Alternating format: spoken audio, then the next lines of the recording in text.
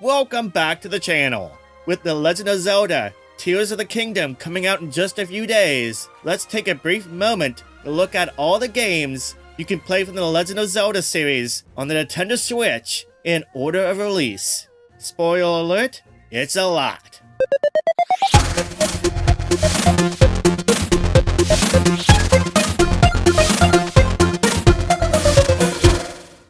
The first game from the beloved series to arrive on Switch was Breath of the Wild.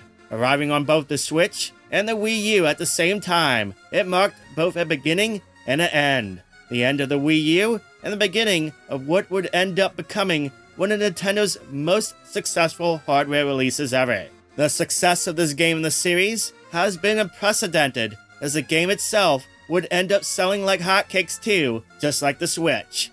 29 million copies of the game were sold by the end of 2022. It's arguable that because of how well received this game was, it led to the Switch getting off to such a good start.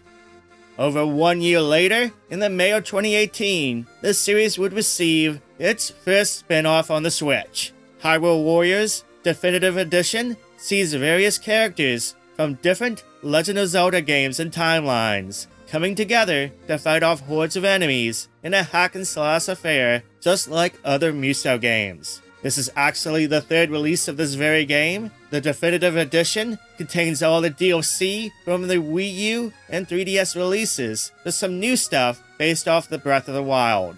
The first Muso game with Nintendo characters on Switch was well received, and it ended up leading to 3 other such games on the console, including another game featuring Legend of Zelda characters that I'll touch on in a few.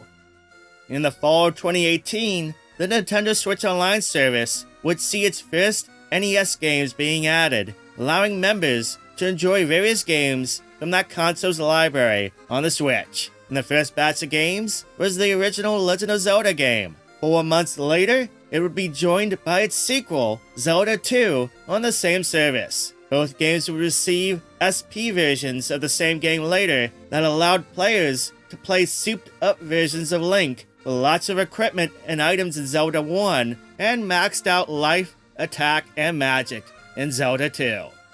Midway through 2019, the Legend of Zelda series would see another spin-off with Cadence of Hyrule, Crypt of the Necrodancer, featuring the Legend of Zelda. It's a crossover indie game, combining the rhythm-based elements of the Crypt of the Necrodancer game with elements of the older 2D Zelda games. It ended up being a pretty fun experience. It also ended up having DLC added later that added lots of characters to play with, as well as a brand new adventure with Skull Kid. Bouncing back to the NSO service, the SNES app for the Switch would be added late in September 2019 and launched with a bunch of games, one being A Link to the Past. This is one of the best games of all time, and for many, they consider it to be the best 2D Zelda game ever.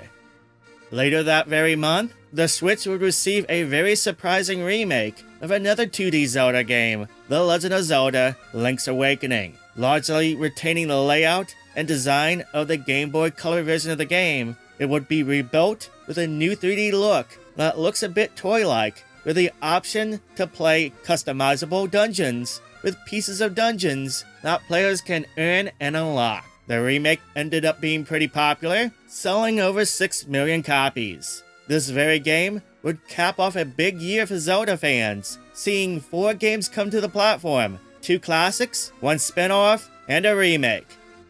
Nintendo and Koei Tecmo would team up again, and in late 2020, they would release a sequel to their first Hyrule Warriors, called Hyrule Warriors Age of Calamity. This time, instead of focusing on a bunch of characters, it would focus on one timeline and a group of characters from the Breath of the Wild game. Set 100 years before that very game, it sees Link and Zelda gathering heroes to battle the forces of Ganon, who wants to destroy the Kingdom of Hyrule. Critics praised the story focus, as opposed to the previous game, as well as the amount of playstyles and expansion on the Breath of the Wild story. But they also criticized its performance. It's kinda shocking at times at how low the frame rate gets. That said, it sold like hotcakes, and it is the best-selling Muso game on the Switch by far.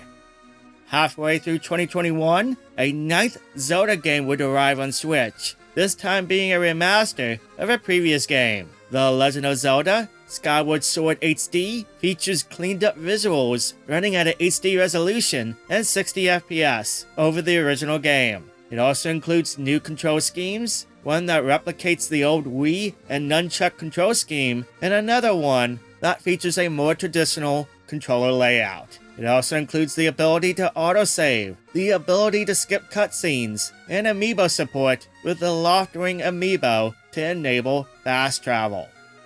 In October of 2021, the NSO service would see the addition of an optional expansion pack that would allow players to play games from the N64 and Sega Genesis libraries. At launch, the N64 side would arrive with Ocarina of Time. Now at first, the emulation had issues, but over time, Nintendo has corrected those, and owners of the expansion pack have access to a pretty darn good version of the classic.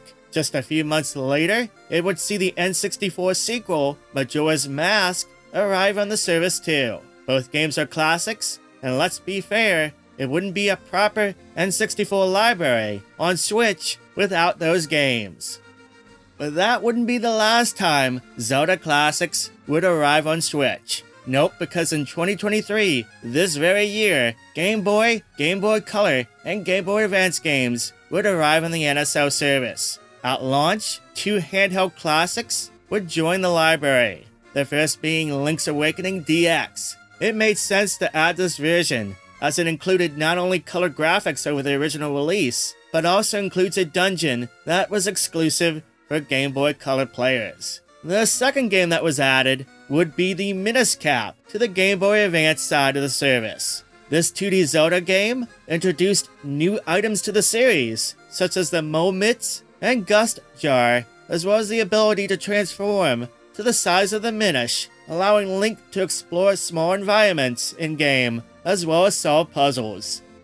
After 13 games, that brings us to the game that arrives in just a few days on the Switch, The Legend of Zelda Tears of the Kingdom. The long-awaited sequel to the Breath of the Wild sees Link exploring Hyrule, as well as environments in the sky, and this might very well be the biggest Zelda game to date. From trailers and info, we have seen that he has new abilities too, such as Recall, that can reverse time, the Fuse ability, which allows you to fuse items, the Ultra Hand ability that allows you to grab items, and the Ascend ability that allows you to travel through ceilings. The hype is real, my friends, and I can't wait to get my hands on what would be the 14th Zelda game on Switch. Holy cow!